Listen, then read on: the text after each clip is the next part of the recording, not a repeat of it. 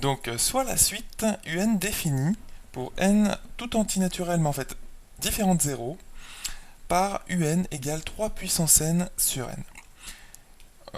Encore une fois, dans cet exercice, il faut étudier la monotonie de cette suite. Alors, ce que tu peux remarquer, premièrement, dans cette suite qui est un rapport de nombres strictement positifs, on va voir pourquoi, eh bien, c'est que pour étudier la monotonie d'une telle suite, tout de suite, tu peux t'intéresser au rapport un plus 1 sur un à exprimer pour tout n ici supérieur ou égal à 1. Alors, souvent, quand les suites sont strictement positives et sont exprimées sous forme de rapport comme celui-ci, eh bien, étudier ce rapport un plus 1 moins un, enfin, pardon, sur un, eh bien, c'est beaucoup plus simple. Et puis, ensuite, pour savoir si la suite est croissante ou décroissante, eh bien, il suffira de comparer ce rapport-là à 1. D'accord? Si, alors, pour tout n,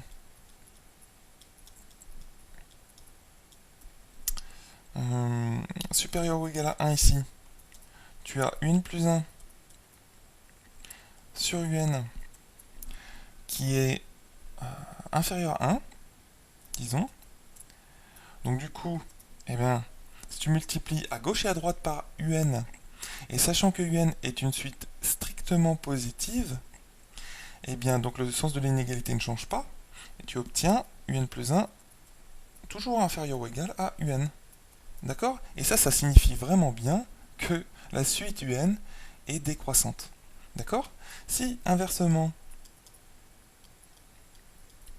pour tout n, toujours pareil, supérieur ou égal à 1, tu as un plus 1 cette fois-ci,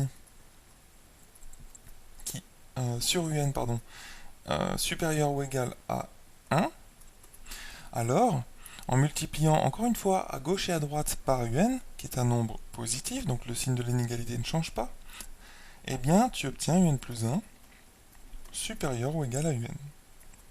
Et ça veut bien dire que la suite un, est croissante. D'accord? Et si c'est égal à 1, je ne vais pas le noter ici, mais si tu trouves que le rapport est égal à 1 pour tout n supérieur ou égal à 1, eh bien, ça montre que la suite est constante.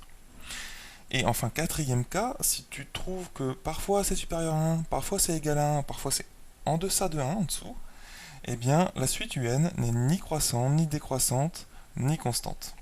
Donc voilà, nous allons calculer ce rapport-là, un plus 1 sur un. Alors, c'est parti. Un plus 1, c'est, je remplace dans dans l'expression de un ici, eh bien je remplace n par n plus 1. Donc on obtient 3 puissance n plus 1.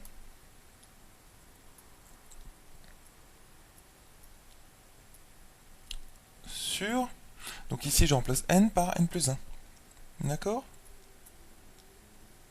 Ensuite je mets mon trait de fraction central ici, qui doit toujours être entre les deux, entre le égal, enfin au niveau du égal, pardon.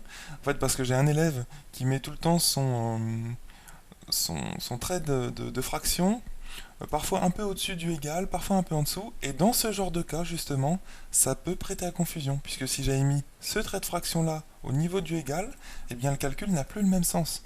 Donc c'est important de prendre les bonnes habitudes. Bon, cet élève est un petit peu jeune, il est rentré en seconde. Donc sur un, donc un ici c'est 3 puissance n sur n. D'accord? Donc, ce qui fait que tout ceci c'est égal à, donc vous voyez, je mets bien le trait de fraction au niveau du égal. Donc, ce qui fait que un nombre divisé par un autre, c'est aussi le premier nombre multiplié par l'inverse du deuxième. Donc, on a 3 puissance n plus 1. Et maintenant, je mets bien le trait de fraction au niveau du égal sur n plus 1. Parce qu'en fait, c'est ce nombre-là. OK. Multiplié par l'inverse du deuxième nombre. Et l'inverse de ce nombre-là, donc 1 sur, entre guillemets, eh bien, c'est n sur 3 puissance n. Donc je prends le temps de bien détailler les calculs, hein, sur 3 puissance n. Bon, très bien. On va mettre les trois puissances, entre guillemets, l'un au-dessus de l'autre. Donc on va mettre 3 puissance n plus 1 sur, ici, 3 puissance n. Et le n plus 1, je le mets ici. Donc tout ceci fois, donc n sur n plus 1. Voilà. Je te rappelle la règle de calcul qui est très importante, qui est que pour un nombre u, n'importe quel nombre u, puissance a plus b, eh bien c'est égal à u puissance a fois u puissance b. D'accord? Donc, ici, 3 puissance n plus 1,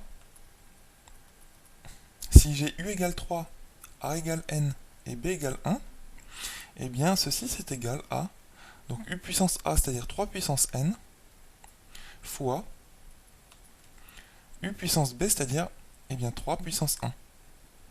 D'accord? Et 3 puissance 1, c'est 3. Un nombre puissance 1, c'est ce nombre. Donc, voilà. Ça, c'était dans la marge. Et donc, je reviens, je continue le calcul ici. 3 puissance n plus 1. On a dit que c'était 3 puissance n fois 3. Et tout ça sur 3 puissance n. Et fois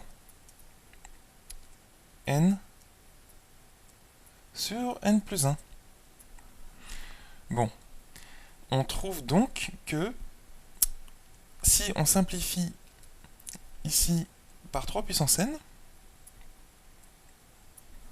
on peut le faire, eh bien on obtient enfin donc 3 fois, mais en fait 3n sur n plus 1. Parce que je te rappelle la règle de calcul élémentaire qui est que a sur b fois c sur d, eh bien c'est égal à ac bien sûr sur bd. C'est élémentaire, mais je préfère le rappeler quand même. Voilà, donc on obtient ce résultat-là pour ce rapport-là, un plus 1 sur un. Et pour étudier la monotonie de la suite un, eh bien, il faut comparer ce rapport-là à 1. Eh bien, étudions un peu, ou regardons tout simplement le résultat de notre calcul. 3n sur n plus 1. Alors, 3n sur n plus 1, si tu regardes bien, pour n égale 1, le premier terme, enfin le premier rang de notre suite, puisque notre suite est définie pour tous les antinaturels sauf 0, donc à partir du rang 1, eh bien on obtient un plus 1, c'est-à-dire en fait u2 sur u1, c'est égal à ça en remplaçant n par 1, donc 3 fois 1, 3, sur 1 plus 1, 2, 3 demi. Et 3 demi, c'est combien? C'est 1,5. Donc c'est supérieur à 1. Très bien. Si tu regardes en fait pour n égale 2 par exemple, eh bien tu as u3 sur u2, toujours un plus 1 sur un avec n égale 2, eh bien c'est égal à donc 3 fois n, c'est-à-dire 2, 6, sur 2 plus 1, 3. C'est égal à 2. Et ceci, c'est toujours supérieur à 1. En fait, ce que tu remarques, c'est que tout simplement, 3n, c'est supérieur ou égal à n plus 1 pour tout n supérieur ou égal à 1. Et en fait, comment t'en convaincre autrement? Tu peux tracer, dans un repère orthonormé très rapidement,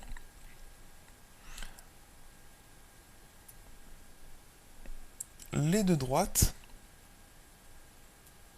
Imaginons qu'on ait, plutôt que x, on va mettre n, et ici on a l'axe des ordonnées, eh bien la droite 3n, c'est une droite qui commencerait, donc je la fais partir de l'origine, même si elle devrait partir normalement pour n égale 1. Je la fais partir quand même de l'origine, hop, c'est une droite à peu près comme ça, 3n, y égale 3n. Et la droite y égale n plus 1, eh bien, ce serait la droite qui pour n égale 0 serait ici, donc 1, d'accord, lorsqu'on ordonnait à l'origine, c'est 1, et sa pente, c'est 1. Donc, elle monte moins vite que l'autre. D'accord? Donc ça, c'est y égale n plus 1. Donc tu vois bien que pour tout n supérieur ou égal à 1, donc pour tous les n positifs, enfin supérieur ou égal à 1, ici, eh bien on a notre droite y d'équation y égale 3n qui est au-dessus de la droite y égale n plus 1. Bon, c'était juste une façon graphique pour te faire réaliser que 3n est toujours en fait au-dessus de n plus 1, c'est-à-dire supérieur à n plus 1, et donc que le rapport 3n sur n plus 1 est toujours supérieur à 1. Bien sûr, pour n supérieur ou égal à 1. Donc, la conclusion de tout ça, c'est que notre suite qu'on note bien un avec des parenthèses, c'est la notation, hein, parce que si j'avais mis un sans parenthèse, eh bien ça signifie le terme un. Donc, ce que vaut la suite au rang n. Et c'est pas la même chose que noter un avec des parenthèses, parce que un avec des parenthèses, c'est l'objet, en fait, la suite. Donc notre suite un est croissante. Voilà pour le résultat de cet exercice. Donc bien sûr elle est monotone puisqu'elle est croissante, hein. Je te rappelle que monotone, ça signifie soit croissant, soit décroissant. Donc là elle est croissante. Et cet exercice était un petit peu particulier puisque la suite un était strictement positive pour tout n.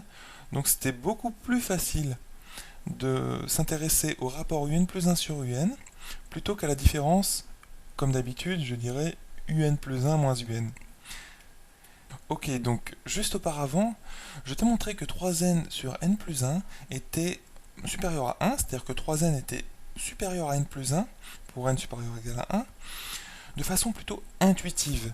Et en fait, ce qu'il faudra mettre sur ta copie, c'est pas oui, ça marche pour n égale 1, ça marche pour n égale 2, donc ça marche pour tous les n supérieurs ou égal à 1. Non, c'est pas convaincant pour le professeur.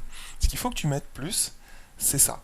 C'est que, vu que tu étudies les n supérieurs ou égal à 1, eh bien tu mets que, déjà, n supérieur ou égal à 1, tout simplement. Et cette inégalité-là, eh bien, tu peux aller un petit peu plus loin, toujours dans le but de montrer que 3n est supérieur ou égal à n plus 1, eh bien tu ajoutes un n à gauche et à droite. J'ajoute n, ça ne change pas le sens de l'inégalité, tu es d'accord? Donc n plus n est supérieur ou égal à n plus 1. Donc si n plus n est supérieur ou égal à n plus 1, eh bien déjà on a 2n qui est supérieur ou égal à n plus 1. D'accord? Et moi je peux dire que, de façon complètement sensée, que 2n c'est inférieur ou égal à 3n. 3n pour n supérieur ou égal à 1, c'est toujours supérieur à 2n. Donc là on vient vraiment de démontrer que 3n est supérieur ou égal à n plus 1. Donc le rapport 3n sur n plus 1 est supérieur ou égal à 1. Voilà. Voilà une façon de démontrer à ton professeur que tu as bien compris que 3n est supérieur à n plus 1.